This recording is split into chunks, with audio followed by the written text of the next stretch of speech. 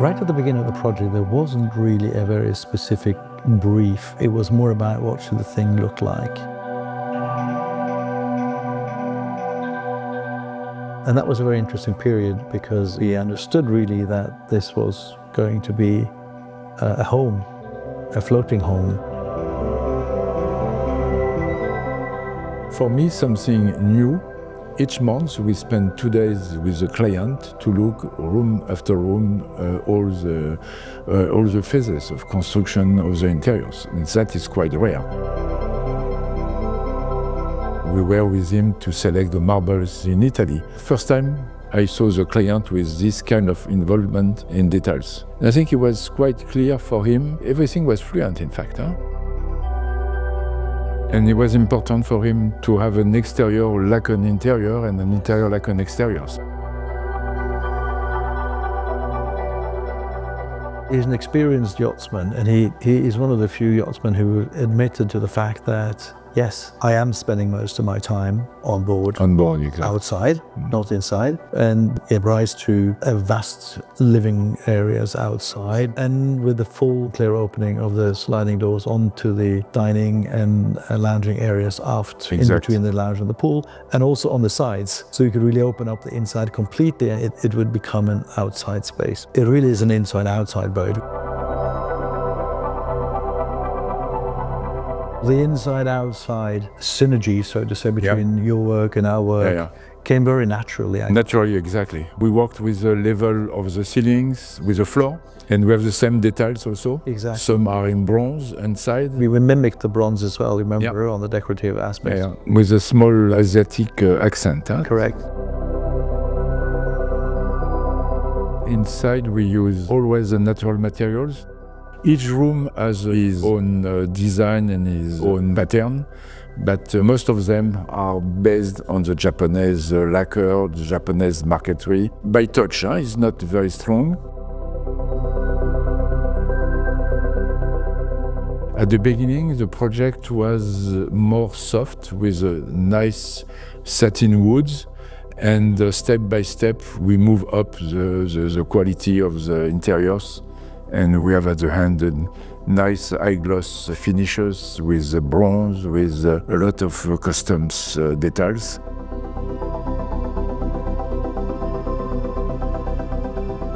We worked also very well on the staircase. Staircase is quite interesting. Here also we have a nice marquetry. We use sycamore. The client also was demanding about the design of the doors.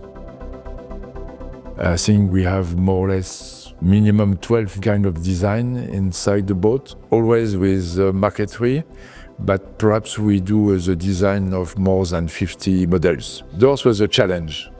15 proposals. 50 proposals of design. We have a good library now with that, but always it was a nice atmosphere. It was really interesting, and I think this client help us to do something different. And pushing boundaries. Exactly.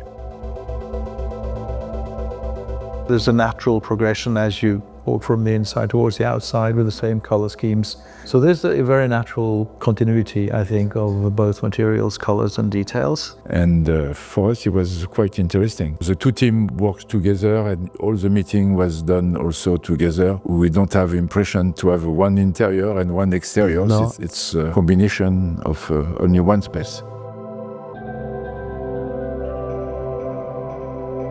I think the multi-generational or safety aspects could explain the layout. The fact that you have clearly the owners, the parents, the kids below. The VIP means the family and the guests down. With their own little salon. Exact. In way of the embarkation area. Also with the balconies and full height windows with sliding doors.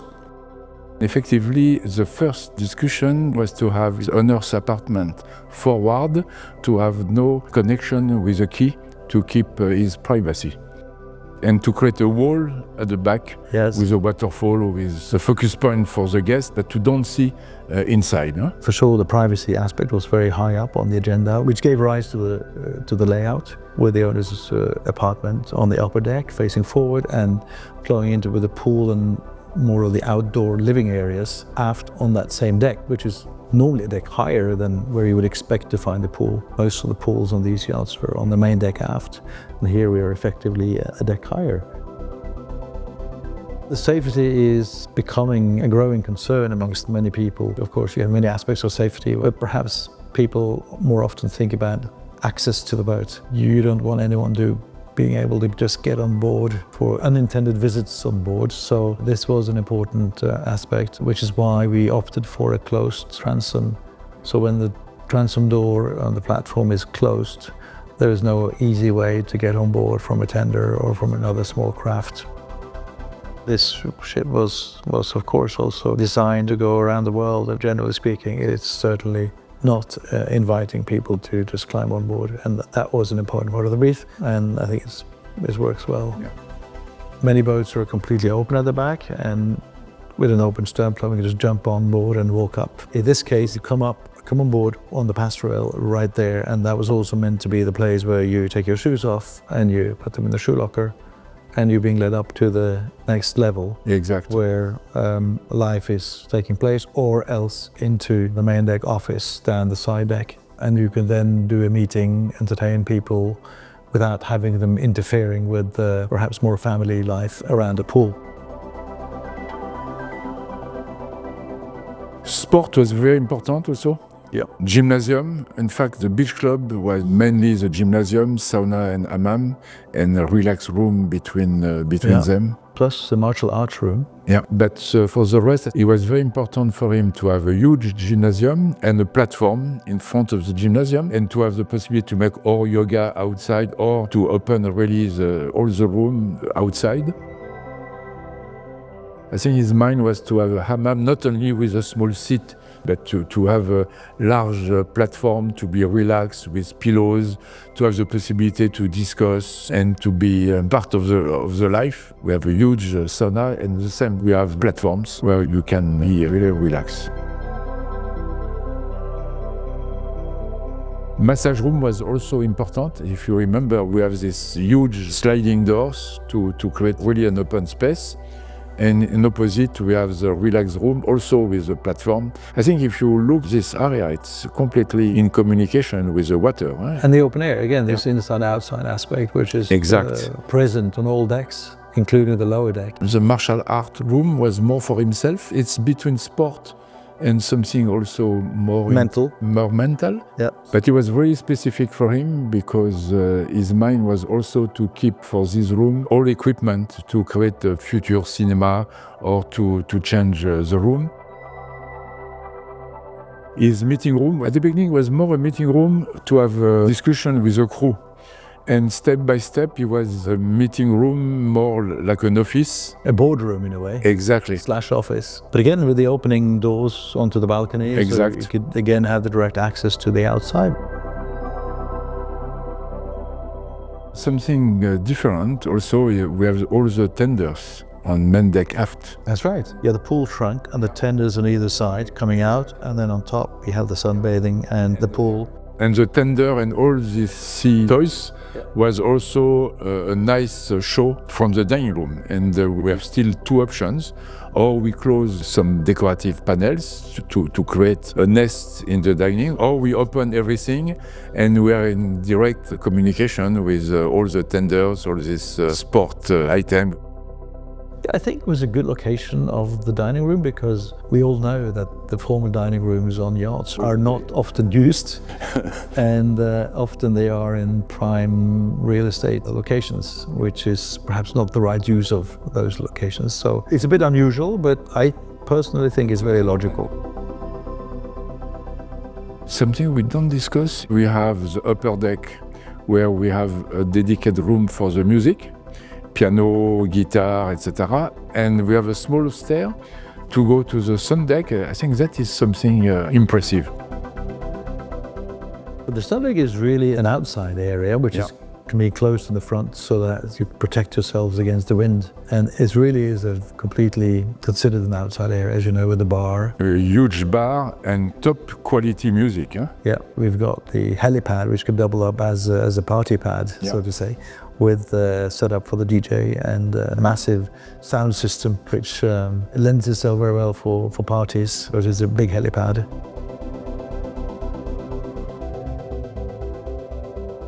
In the same way, we do the adjustment of the lights together. Yeah, Interior, exactly. exteriors. We spend more than one night to adjust that. I mean, generally speaking, the general concept for the design of the boat, which was also applied to the lighting, was one of understated sort of luxury, not sort of bling bling in your face. So we try to use kind of a dim lighting, not too much of it. It's easy to apply too much lighting to a vessel. It's much more difficult to do it in a subtle way. Try to, use indirect light to the extent it is possible wherever you can, so you don't see the light source. Exactly, to be warm. Of course, warm light is a big part of it, yeah. It is important, lighting. If you arrive at the boat at night, that's your first impression. That's you see the boat lit up. Exact. But the main point was also the volume of the boat. Yeah. It's a boat smaller than 80 meters, but we give impression to It feels like a much bigger boat. Much bigger boat. And I think of the many boats we've done together, it's probably ones that really feel like it's much bigger than it is. There are huge interior volumes, but also being the fact that the pool is on the upper deck, so it's like the shade line, which kind of defines the hull, runs all the way from the bow to the aft. And the fact that you have these massive side decks, the upper decks, much wider than what you would expect.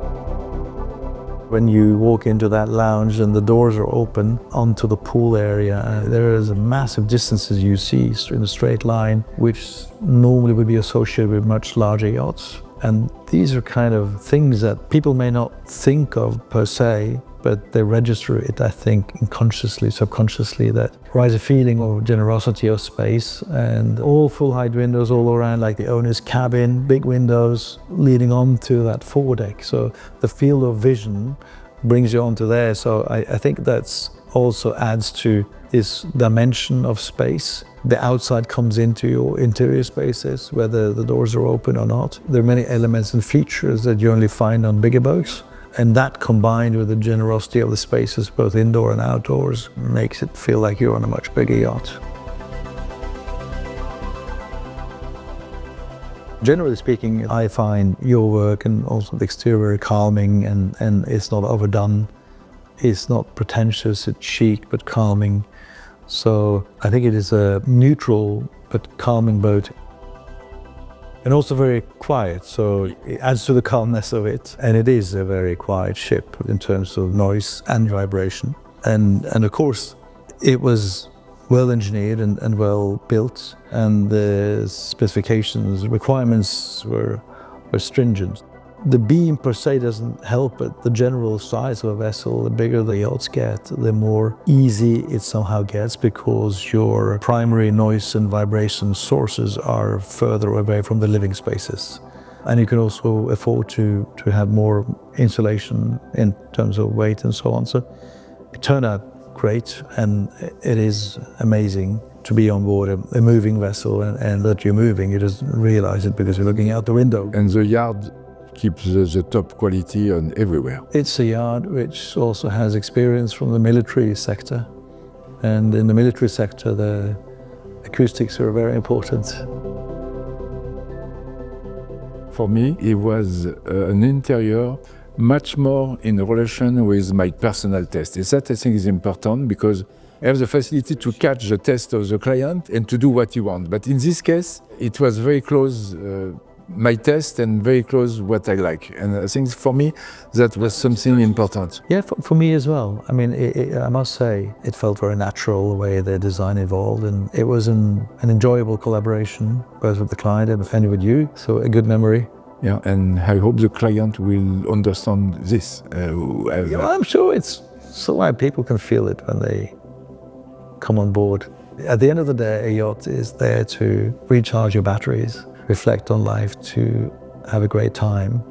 And I think this yacht has it all to do that. And the name reflects. Exactly, but the name was done after the concept of the boat, but I think it was a very good name. It pretty much summarizes, what an experience could be. Exactly. I mean, at the end of the day, it's all about an experience, right? But I think that, coming after a few days on board a yacht like this, you would be full of energy, fully recharged. Exactly. The new owner can add the name full of energy.